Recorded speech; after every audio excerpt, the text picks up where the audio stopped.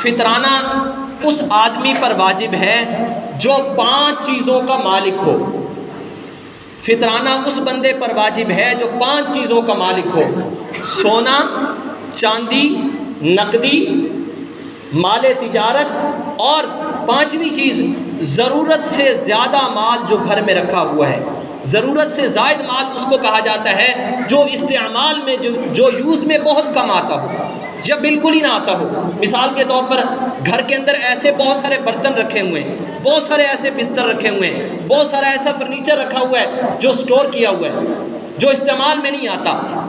یہ ضرورت سے زائد چیز ہے۔ آپ کے بہت سارے ایسے کپڑے ہیں، مثلا 20 سوٹ ہیں، آپ اس میں سے 10 استعمال کرتے ہیں، 10 ایسے ہیں جو پورا سال استعمال میں نہیں آتے، یہ ضرورت سے زائد ہے۔ اسی طرح آپ نے بہت ساری گاڑیاں رکھی ہوئی ہیں، استعمال میں آپ کے 2 آتی ہیں، باقی ویسے ہی آپ نے رکھی ہوئی ہیں، یہ ضرورت سے زائد ہے۔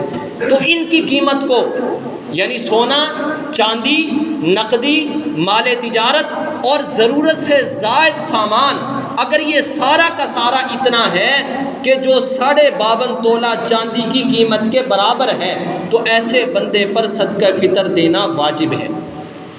صدقہ فطر ایسے بندے پر واجب ہے۔ اور دوسرا مسئلہ اس کے ساتھ کہ جو بندہ جس پر خود صدقہ فطر واجب ہے، اس کی کفالت میں جو نابالغ اولاد ہے، نابالغ، اس کا بھی اس بندے کے ذمے ہے صدقہ فطر دینا۔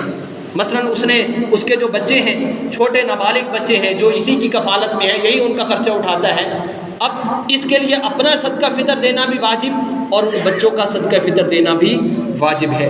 اسی طرح کوئی اور یتیم بچہ یا کوئی اور رشتہ داروں کا آپ نے بچہ اپنے پاس رکھا ہوا ہے، آپ کی وہ کفالت میں ہے، آپ نے اپنے لیے اس کو رکھا ہوا ہے، تو اب اس کا بھی صدقہ فطر آپ ادا کریں گے کیونکہ وہ آپ کی کفالت میں ہے، یعنی جس کا خرچہ آپ اٹھا رہے ہیں اس کا صدقہ فطر دینا بھی آپ کے ذمے ہے۔ جو بالغ اولاد ہے، والدین کا بالغ اولاد کی طرف سے صدقہ فطر واجب نہیں ہے۔ اس کا یہ ہے کہ بالغ اولاد اگر مثلا وہ غیر شادی شدہ ہے تو وہ اکٹھے ہی رہتے ہیں، تو اب والد ان کو بتا کے ان کی طرف سے صدقہ فطر ادا کر سکتے ہیں۔ اسی طرح جو بیوی ہے آپ کی، اس کی طرف سے بھی آپ اس کو بتا کے صدقہ فطر ادا کریں گے۔ بیوی کا صدقہ فطر آپ پر واجب نہیں، اس پر واجب ہے۔ یہ مسئلہ آپ توجہ سے سن لیں۔ آپ اپنی طرف سے ادا کر رہے ہیں تو اس کو بتا دیں کہ میں آپ کی طرف سے صدقہ فطر ادا کر رہا ہوں، اور صدقہ فطر ادا کرنے کے پیچھے جو وجہ ہے، پیارے آقا صلی اللہ علیہ وسلم نے فرمایا تم صدقہ فطر ادا کرو تاکہ تمہاری عید کی خوشیوں میں وہ غریب اور مسکین بھی شامل ہو جائے کہ جس کے پاس اتنا مال نہیں تھا کہ وہ اپنے بچوں کے لیے اچھے کپڑے خرید سکتا۔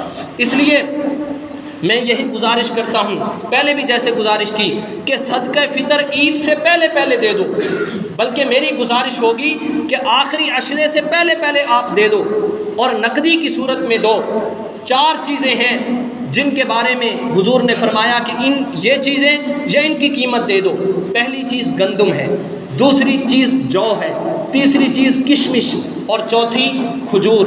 فرمایا اگر کوئی بندہ گندم کے ذریعے صدقہ فطر دینا چاہتا ہے تو اس کی مقدار 2 کلو ہے۔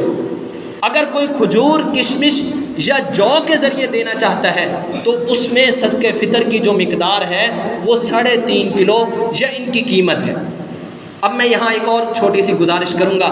ہمارے ہاں عام طور پہ دیکھا یہ جاتا ہے کہ صدقہ فطر جو ادا کیے جاتے ہیں نا، وہ گندم کے حساب سے کیا جاتا ہے، حالانکہ میرے دوست حضور صلی اللہ علیہ وسلم نے پوری زندگی میں کبھی بھی گندم کے ساتھ صدقہ فطر ادا نہیں کیا، بلکہ حضور نے کھجور یا کشمش کے ذریعے یا جو کے ذریعے ادا کیا ہے۔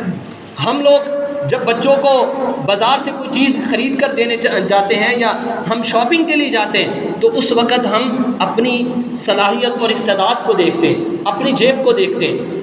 اگر اللہ نے ہمیں بہت دیا ہوا ہے تو ہم بچوں کو اچھا سے اچھا خرید کر دیتے ہیں، لیکن جب صدقہ فطر کی باری آتی ہے تو جو بالکل لو لیول ہے گندم والا، اس کے ذریعے دیتے ہیں۔ ایسا نہیں کریں۔ میری گزارش ہے کہ اگر اللہ نے آپ کو مال دیا ہے، اللہ نے آپ کو وسعت دی ہے، تو میرے دوست صدقہ فطر گندم کے حساب سے نہیں بلکہ آپ جو کے حساب سے، کھجور کے حساب سے یا کشمش کے حساب سے دیں، اور صدقہ فطر عید سے پہلے ادا کر دیں۔ جب عید سے پہلے ادا کریں گے جو غریب آدمی ہے وہ اپنے لیے کچھ خرید سکے گا۔ اور اسی کے ساتھ ایک اور بات عرض کرتا چلوں، صدقہ فطر کئی لوگوں میں تقسیم کر کے دیتے ہیں۔ میری گزارش یہ ہے، آپ نے اگر صدقہ فطر دینا ہے تو جس غریب کو دے رہے ہیں سارا اسی کو دو، تاکہ وہ بیچارہ کچھ لے تو سکے۔ اگر آپ کا صدقہ فطر مثال کے طور پر 1000 روپیہ بنتا ہے، آپ 300 اس کو، 300 اس کو، 300 اس کو، نہیں، اب وہ 300 سے بیچارہ کیا خرید سکے گا؟ بچے کا جوتا نہیں آتا 300 روپے میں۔ آپ ایسے کریں، اسی ایک بندے کو 1000 روپے دے دیں تاکہ کم از کم وہ تو اپنے لیے کچھ نہ کچھ خرید سکے۔ اس لیے میرے دوستو، اور حضور نے فرمایا جب آدمی صدقہ فطر دیتا ہے رمضان المبارک میں، جو اس سے اعمال کے اعتبار سے کمیاں کوتاہیاں ہوئی، اللہ اس صدقہ فطر کی برکت سے ساری کمیوں کو معاف فرما دیتے ہیں۔ کس قدر فضیلت کی بات ہے۔ رمضان کے بہت سارے تقاضے تھے، روزے کے بہت سارے تقاضے تھے جو ہم سے پورے نہیں ہو سکے، آپ صدقہ فطر ادا کر دیں، اللہ اس کی برکت سے آپ کے ساری کمیوں اور کوتاہیوں کو معاف فرما دیں۔ اس لیے میرے دوستو صدقہ فطر دیں، اور وہ بات ذہن میں رکھیں، جب بھی کسی غریب کو دیں اس کی عزت نفس کا خیال رکھیں، اس کی عزت نفس کا خیال رکھیں، اس کو کبھی یہ مت بتائیں یہ صدقہ فطر کے پیسے دے رہا ہوں، نہیں، بلکہ اس کو کہیں یہ میری طرف سے آپ کو گفٹ ہے، یہ عیدی ہے۔ اس چیز کا ذرا خیال کیجئے۔